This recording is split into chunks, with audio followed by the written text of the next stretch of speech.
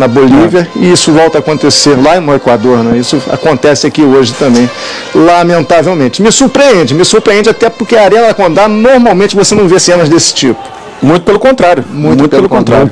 Jader, a gente vai começar contando a história desse jogo pelo final, pela confusão, ou vamos ver os melhores momentos? Escolhe aí. De repente a gente pode até abrir pelo fato da confusão, né? Como ainda está tudo meio... todo mundo tentando entender exatamente. Para a gente até falar um pouquinho mais, Thiago, e aí a gente vai depois para a bola rolando, se é que você me permite então ter o poder da escolha. Mas eu fiquei com a sensação, Lédio e amigos, que o estopim é o gol anulado já nos acréscimos da Chapecoense. A partir daí, aí o clima de vez se perdeu, né? São dois focos de confusão. Primeiro foco da confusão, a gente já falou, da arbitragem. Sim. O gol anulado, por exemplo, foi bem anulado. O Luiz Otávio estava adiantado. Estava à frente. Estava à frente. O gol foi bem anulado. Então, quando você vê a confusão dentro do campo, o Péricles Bassol, seus assistentes sendo cercados, aí é aquela coisa natural de fim de jogo. Um time revoltado porque não conseguiu chegar ao seu objetivo, pressionando a arbitragem, torcedores chamando o Péricles de ladrão, o trio de arbitragem de ladrão. O que acontece no vestiário me parece provocação de jogador. E isso ficou meio claro. Parece que o Léo teria provocado o Vitor Ramos, aí depois veio o Diogo Barbosa jogar o copo d'água em cima dos jogadores da Chapecoense. Aí é um outro foco de briga, de discussão que já não parte mais da arbitragem. É uma coisa mais de provocação, de jogadores de cabeça quente no fim, também por causa da questão da arbitragem, que eu volto a dizer, me parece injusto com quem apitou hoje aqui, que o trabalho foi bem feito. Mas são dois focos, a arbitragem dentro de campo e a provocação entre jogadores no vestiário, transformando tudo naquela baderna. Diga lá, Thiago. E qual o tamanho da punição que pode sobrar para a Chapecoense com esses objetos sendo arremessados? Tem várias imagens, né, de torcedores tentando arremessar objetos e o quarto árbitro, o Thiago Evandro, atingido no rosto. O quarto árbitro saindo com o rosto sangrando. A confusão no vestiário.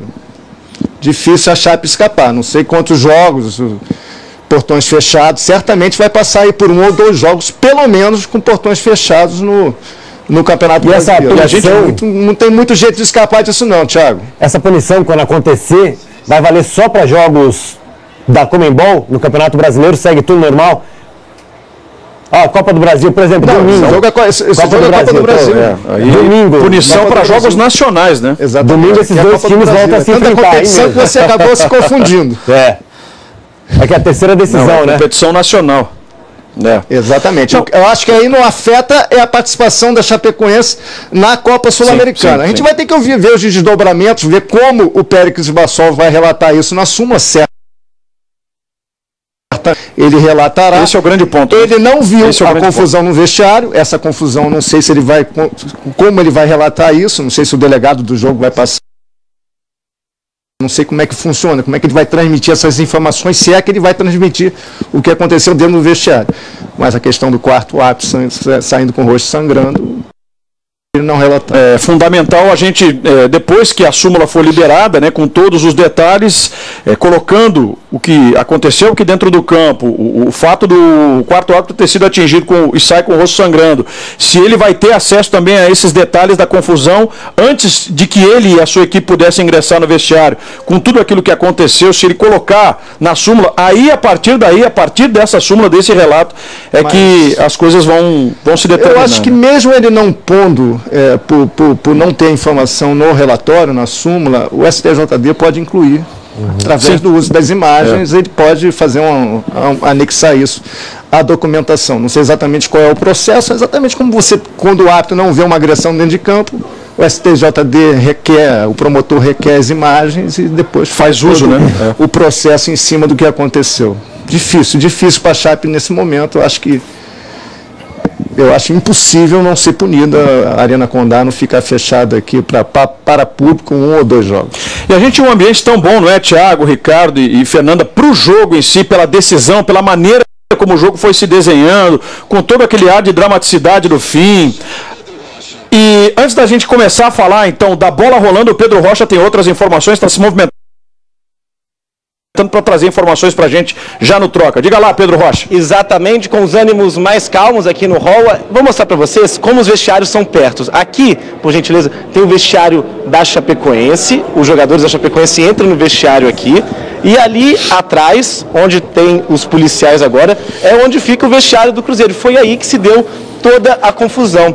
E o estranho é que os jogadores, eles jogaram juntos no Cruzeiro. A Chapecoense tem 5 jogadores ex-cruzeirenses que jogaram junto com o Fábio, com o Léo, com o Henrique, e foi isso que o Wagner Mancini falou pra gente aqui, que ele tentou separar e arremessaram, alguém do Cruzeiro arremessou um copo d'água nele. Por enquanto é isso aqui, polícia em peso aqui no vestiário, na porta do vestiário do Cruzeiro, e a saída do vestiário do Cruzeiro e da Chapecoense para fora da Arena Condá é a mesma saída.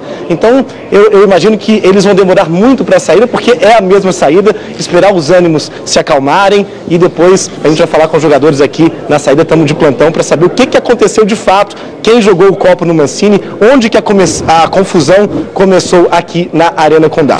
E logo atrás do Pedro Rocha, a gente viu a imagem também, né? O vestiário da arbitragem está exatamente colocado ao lado do vestiário do Cruzeiro. Veja ali, ó. À direita, nós temos a saída, bem à direita, do lado do escudo da Chapecoense, a saída do estádio. Um pouco mais ao centro, a porta que é de acesso ao vestiário da arbitragem. E à esquerda, com aquele biombo que foi quebrado ali, né? A partir dos chutes, e até o Mancini deu chutes ali, porque estava irritado com o copo que foi arremessado. Fica o vestiário do Cruzeiro, da Chapecoense, do outro lado, como o Pedro mostrou. Essa questão a gente está acostumado a ver. Dificilmente os jogadores vão voltar a ter qualquer tipo de confusão entre eles. A cabeça já esfriou, está todo mundo com um pensamento. Você evita até o contato nisso, né, Lê? Mas a saída do trio de arbitragem, do quarto árbitro também acidentado, vai ser preciso um pouco mais de cuidado da Polícia Militar nessa escolta, não vai ter jeito. Nossa, o pedaço foi arrancado ali depois da pancadaria. O Mancini também estava inconformado, chutou ali, né, parte daquela proteção da entrada do vestiário do Cruzeiro. Já deu. Infelizmente termina muito triste, né? Esse confronto tinha tudo para ser emocionante, como dentro de campo aconteceu, Thiago. O Gaciba, que está sempre ligado com a gente, o Leonardo Gaciba, ex-árbitro, comentarista de arbitragem, está sempre ligado no Troca, mandou mensagem aqui pra gente, pro Ricardo também, dizendo que o árbitro pode anexar na súmula, vendo as imagens, o próprio árbitro pode ver as imagens e anexar, sim, ou o promotor, como o Lédio disse, o STJD, pelas imagens, ou seja, não precisa estar na súmula. hora, né? Ele pode quase que editar a súmula, depois acrescentando de acordo com as imagens. Vamos falar de futebol um pouquinho? Vamos ver como é que foi o jogo?